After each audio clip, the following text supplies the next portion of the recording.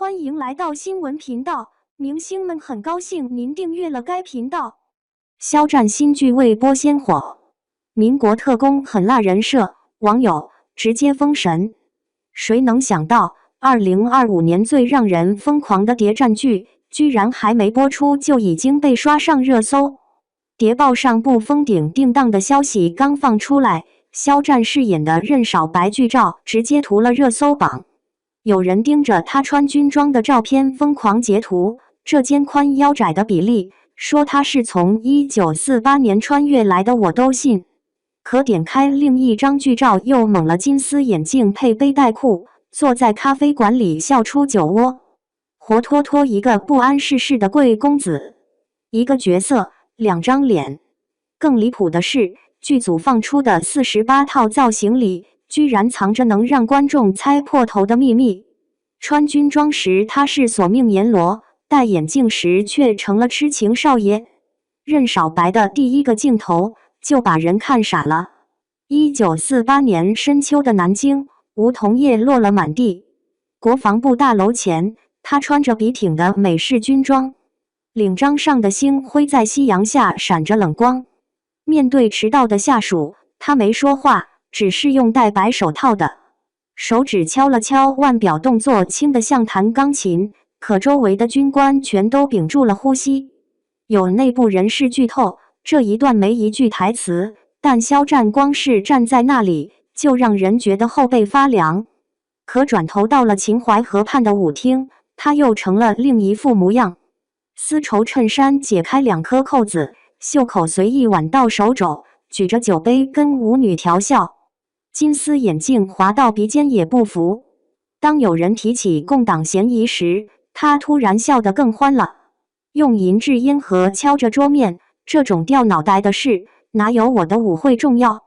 那股子玩世不恭的劲儿，连剧组场务都私下说，真以为他是来谈恋爱的。这两种反差还不够，更让人头皮发麻的是他和数学天才又兰的对手戏。出狱时，又兰把他当成只会花天酒地的草包，当众泼了他一身红酒。任少白非但没生气，反而掏出怀表，小姐泼得很准，正好帮我醒酒。可到了深夜的档案室，他却用同样的怀表敲开了加密保险柜，原来表盖内侧刻着微型密码表。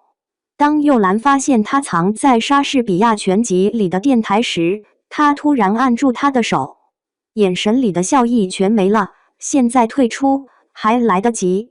有网友翻出原著细节，任少白的人设里藏着个大 bug， 他母亲是军统元老，父亲是地下党烈士，这两种血脉在他身上打架，难怪时而像火，时而像冰。而肖战为了演出这种撕裂感，据说在片场故意用2种语速说话，穿军装时语速慢半拍，每个字都像从牙缝里挤出来，戴眼镜时却像机关枪，连珠炮似的让人插不上嘴。48套衣服藏着暗号，这套背带裤居然是催命符。剧组放出的造型清单里有件事特别蹊跷，任少白的48套衣服居然没有重样的。